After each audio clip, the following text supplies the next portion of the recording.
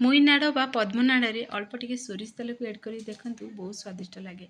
तो आज आम नुआ गोटे रेसिपी प्रस्तुत करवा। आपण मैंने तो बहुत थर बन खाई किंतु यही शैली बा मो तरीकार थे बनातु देखिए सब बन खावा इच्छा हे तो फुल वीडियो को वाच करूँ। तो चलतु लेट नक रेसिपी आज आम प्रस्तुत करवा। नमस्कार जय जगन्नाथ चिली कुकिंग को आपण मानक अनेक अनेक स्वागत। प्रथमे देखंतु एठी मु नेछि दुई बिडा नेछि मुईनाड़ बा पद्मनाड़। तो आपण मैंने आपको मोईनाड़ कहती पद्मनाड़ कहती मत कमेंट बॉक्स रे कमेंट करंतु। तो देखंतु ये बहुत बड़ लंबा लंबा पीसेस अच्छी। तो आपको आम कौन करवा ना छोट छोट पीसेस रे कटिंग करदवा।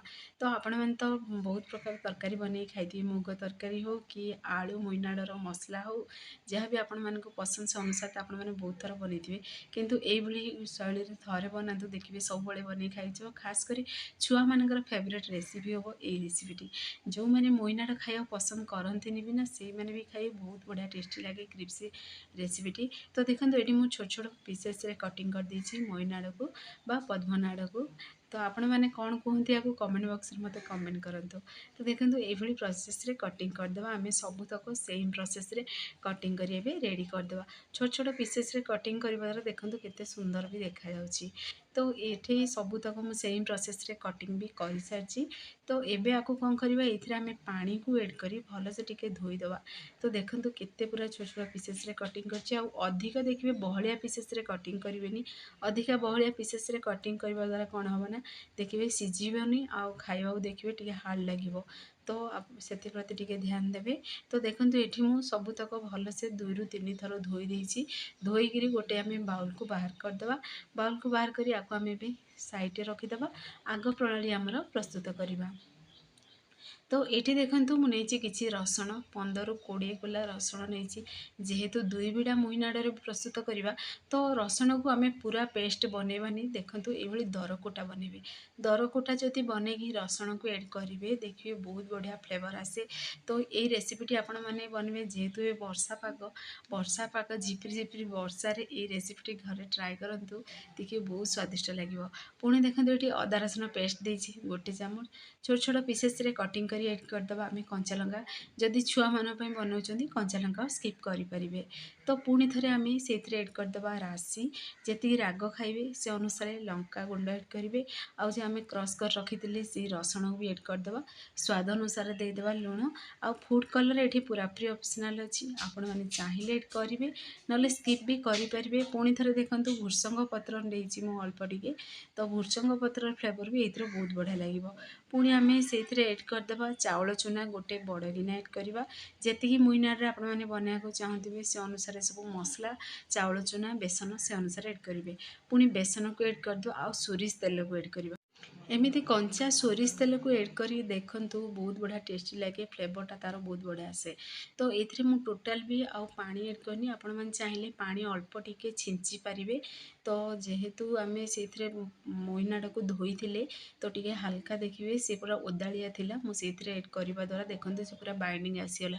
जदि देखिए अधिक बाइंडिंग आसुनी ताहले आपण मैंने ये आउ टिके चाउल चूना एड करेंगे। ये चाउल चूना बदल में आपण मैंने ये आरोट भी एड करेंगे किंतु देखिए चिप्स को सब चाउल चूना आ बेसन जदि बनइबे ना बहुत स्वादिष्ट लगे बहुत क्रिप्सी लगे। तो देखो ये मुझे गोटे कड़ाई एड कर देछि तेल। तेल को प्रथम टे गरम होगा दबा। गरम हो सारा पर आम मोईनाड़ को से एड करवा।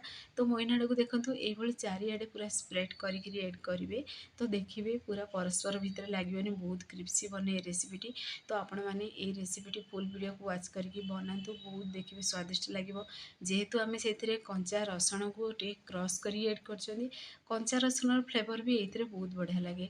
तो आपण मैंने एमती बनईकी स्टार्टर खातु देखिए समस्ते पसंद करेंगे निजे खातु समस्त को खावा भी दिंतु। ये झिपिरी झिपिरी मेघ वर्षा ये पागटी बनइबे ना फ्रेंड्स देखिए पूरा मजा ही तार किसी अलग। तो देखो पूरा क्रिप्सी भी हो सारा जेहेतु राशि भी एड अच्छी आ धड़ा धड़ा राशि गोटे गोटे देखा भी जाऊँगी जमी देखा सुंदर ना खावा को बहुत स्वादिष्ट लगे। तो पाखर भी देखा देखु केते बढ़िया पूरा बनईकी रेडी हो सारा। आपण मैंने भात सहित भी खाईपर एमती खाली भी खाईपर स्नाक्स भी। तो सेम प्रोसेस आम ए सब बनईक रेडी करदे। आ पाखर भी देखुँ जेहेतु ये चाउल पाउडर पड़ी तो तेल भी अधिका सी एब्जर्व करूनी। तो आपण मैंने थोड़े ट्राए करके देखु देखंतु देखिए। तो एबे आमे सबुतक छाणीगिरी गोटे प्लेट रखीदबा। सेम प्रोसेस रे आउ बाकी भी बनेगी रेडी करदबा। तो देखंतु आ गोटे स्टेप भी हमर बनेगी रेडी हो साराणी। तो ये सेम प्रोसेस रे आमे सबुतक बनेगिरी पुणी थरे सेम प्रोसेस रे प्लेट रखीदबा।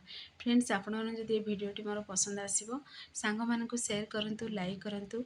चैनल रे जदि नुआ अछंदी चैनल को मोर सब्सक्राइब कर दियंतु, बेल आइकन को क्लिक कर दियंतु, जहा फल रे मोर सब वीडियो नोटिफिकेशन प्रथमे आपण मानकु पहुंचीबो।